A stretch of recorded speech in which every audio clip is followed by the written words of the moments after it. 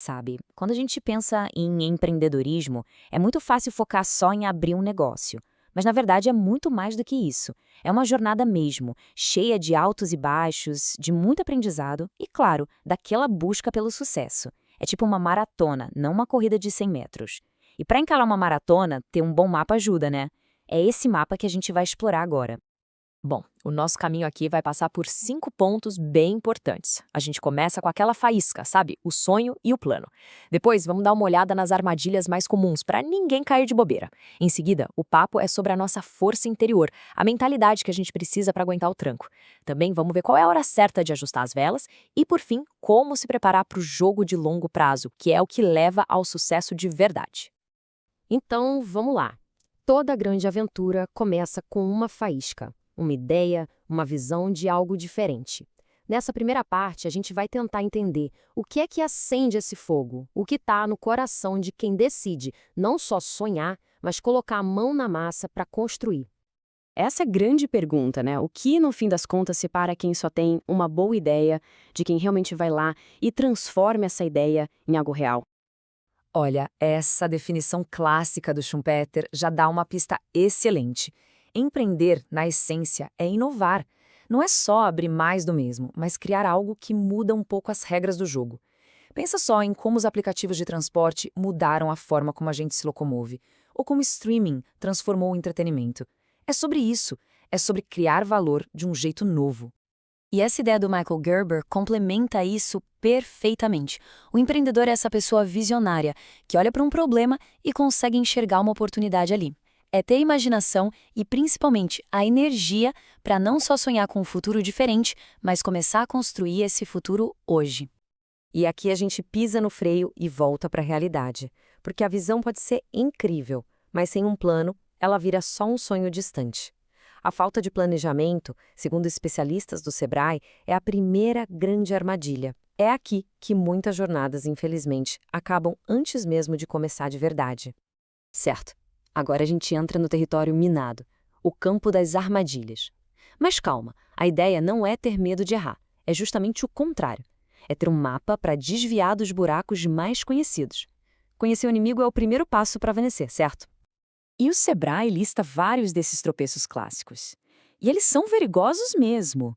Tipo, criar um produto genial que ninguém quer comprar. Ou então aquela síndrome do super-herói, de achar que dá para ser o financeiro, o marketing, o operacional, tudo ao mesmo tempo. Cada um desses pontos é um buraco na estrada que pode, sozinho, complicar muito a viagem. Vamos dar um zoom em uma das armadilhas mais fatais de todas: a má gestão financeira. Às vezes, a paixão pelo produto é tão grande que a parte do dinheiro fica meio de lado. E isso, gente, é um erro que pode custar o negócio inteiro. Mas o legal é que tem solução. E não é nenhum bicho de 7 cabeças. O que importa aqui é ter disciplina, fazer um orçamento, anotar tudo que entra e sai, dar uma olhada nos números para ver se o negócio está dando lucro e, o mais importante de tudo, ficar de olho no fluxo de caixa todo santo dia. Essas coisas simples podem ser a diferença entre fechar as portas ou continuar crescendo. Ok, a gente já falou do sonho e das armadilhas que estão do lado de fora. Mas muitas vezes a batalha mais dura acontece aqui dentro, na nossa cabeça.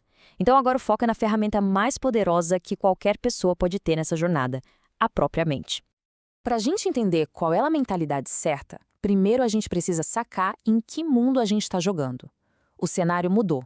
Antigamente se falava muito em mundo VUCA, que era volátil, incerto. Hoje o termo da vez é bunny. É um mundo que parece frágil, que gera ansiedade, onde as coisas não seguem uma linha reta. Para quem empreende, isso quer dizer o quê? Que os planos podem quebrar a qualquer momento.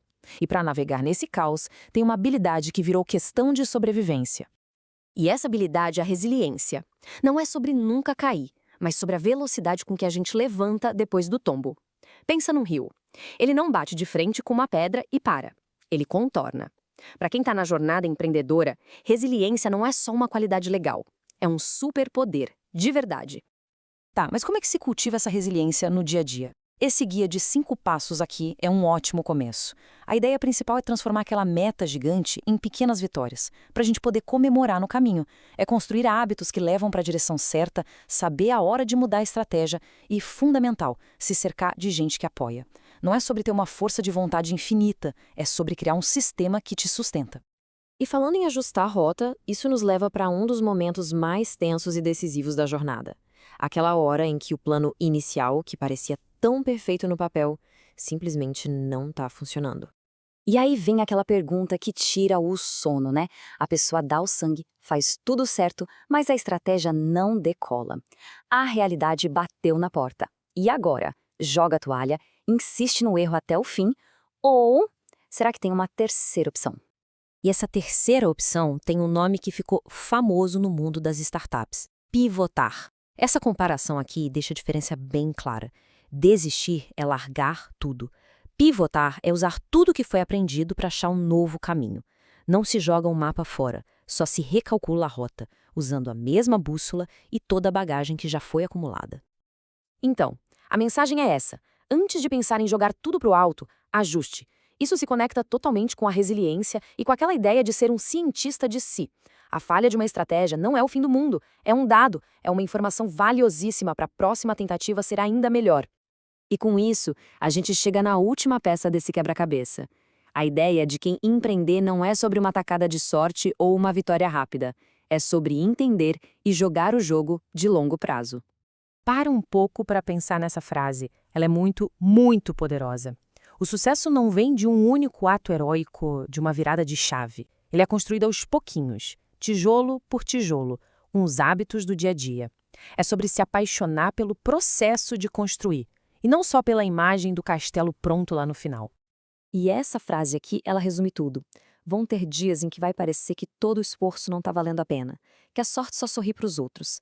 Mas o jogo do empreendedorismo recompensa a consistência. O longo prazo é o campo onde o trabalho bem feito, a resiliência e os bons hábitos finalmente encontram seu justo valor. E assim a gente fecha o ciclo. Com um sonho como ponto de partida, o mapa das armadilhas para não se perder e a mentalidade certa como combustível. A pergunta que realmente importa no fim das contas é: que jornada vai ser construída a partir daqui?